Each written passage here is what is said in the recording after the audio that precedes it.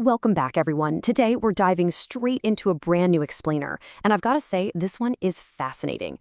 We're looking at a deeply spiritual broadcast from the Daily Jesus Devotional.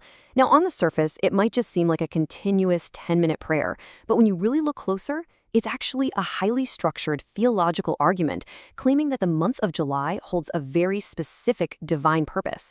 If you've ever wanted to understand how spiritual rhetoric uses time, seasons, and metaphors to create a powerful sense of breakthrough and renewal, you are absolutely going to love this. To make sense of this energetic monologue, we've broken the source material down into 5 core themes: the meaning of month 7, spiritual metaphors of summer, finding freedom and rest, the power of private prayer, and finally, petitions for divine breakthrough. Starting things off with Section 1, the meaning of month 7, and the biblical symbolism of July. So let's get right into it. The source relies heavily on numbers to back up its claims, and honestly, the whole theology of this devotional rests on one very simple fact: July is the 7th month. Now, in this context, that's not just some quirky piece of calendar trivia. It's actually used as a massive spiritual anchor to immediately give the listener a profound sense of authority in divine timing. You see, the real key here is how the source defines the number 7. In biblical language, 7 represents completion, rest, and divine perfection. The devotional ties this straight back to the Genesis creation account. Remember, on this 7th day, God rested, but not because he was exhausted. He rested because the work was completely finished. So the source argues that stepping into July, the 7th month, means stepping into a midpoint where unfinished spiritual business, delays, and all those hidden battles are finally wrapped up by heaven. And this sets up a brilliant contrast for the audience. Check this out. The first half of the year is painted as a time of waiting, weeping, silent battles, and delay. It completely validates the listener's exhaustion. But then, July hits. It acts as this definitive dividing line.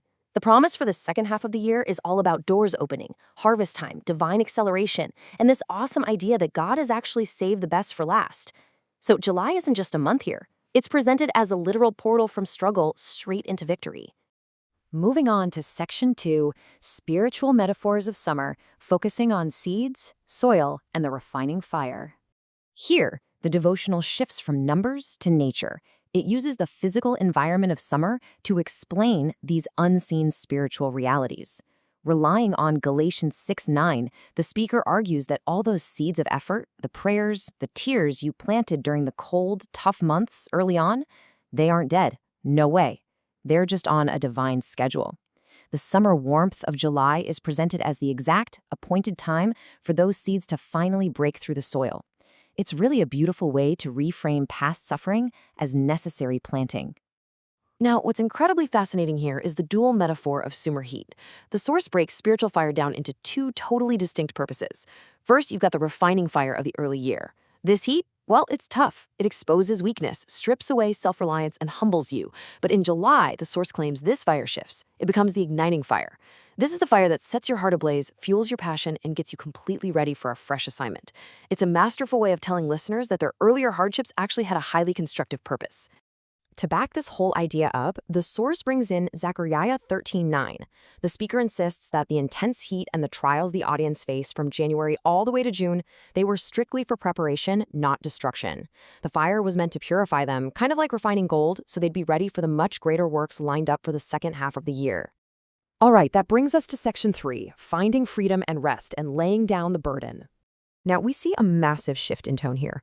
We go from these highly energetic, fiery metaphors to a deeply tender focus on sheer spiritual exhaustion. The source notes that around the world, July is known as a time for celebrating liberty and independence, right? But it takes that big civic concept and internalizes it. The speaker boldly declares that July carries the spirit of freedom in its bones, offering a much deeper spiritual liberation. We're not talking about governments here. According to the text, we're talking about freedom from fear, breaking the chains of the past, and shaking off those heavy weights holding the listener down. And that perfectly sets up the emotional core of the prayer. Leveraging Matthew 11:28, the speaker talks directly to anyone dealing with a deep weariness of the soul. The text makes a huge appeal to listeners who have been strong for everyone else for so long that they've literally forgotten how to put their own burdens down. The explicit instruction for July: stop trying to control what only God can hold. It's this profound psychological release, all offered through a spiritual lens. Let's dive into Section 4, the power of private prayer and the spiritual posture of July. So this is where the source gets super practical, laying out specific, actionable instructions to actually achieve these breakthroughs. There is a massive emphasis put on the secret place. Pulling from Matthew 6:6, the speaker claims that setting aside your personal comfort to fast and pray in private during July is the ultimate catalyst for public reward. In fact, the text explicitly states that your private prayers in July are going to become your public testimonies in the months to come. It's a serious call to disciplined daily habit. To help maintain that discipline, the source maps out what it calls the required posture of July, which is based on Philippians 4:6. It's a very clean 3-step framework. Number 1, be anxious for nothing. Number 2, be prayerful in everything. And number 3, be thankful in all things. It's a straightforward mental and spiritual checklist that the devotional demands from its audience if they want to unlock the promises of the second half of the year. And finally, Section 5, Petitions for Divine Breakthrough and Declaring Victory. In this last stretch, the teaching basically stops and it shifts gears into this rapid-fire, incredibly passionate series of prayers and decrees. The density of what the speaker is asking for here is just wild. The devotional systematically petitions for a huge range of supernatural interventions for July. It calls on Jehovah Rapha for comprehensive physical and mental healing. It invokes Jehovah Jireh to unlock financial provision and abundance. It claims the divine protection of Psalm 91 over homes and families, and it aggressively declares the absolute destruction of generational curses and cycles of stagnation. Honestly, it covers nearly every aspect of human anxiety, health, wealth, safety, legacy, and it declares total divine victory over all of it. The final scripture used in the text is Isaiah 43:19, and it anchors the ultimate goal of the entire devotional perfectly. The expectation being set for the listener, it is absolutely not a slow, gradual improvement. No way. The promise is a sudden, miraculous acceleration, a new thing springing forth, making a way in the wilderness and rivers in the desert. It is specifically designed to leave the listener highly expectant and completely spiritually energized for the month ahead. So, as we wrap up this explainer, I really want to leave you with a thought.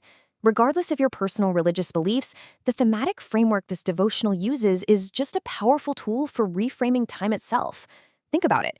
If you viewed your own mid-year not as this exhausting halfway point, but as a season of completion and fresh ignition, how might that change your entire approach to the next 6 months?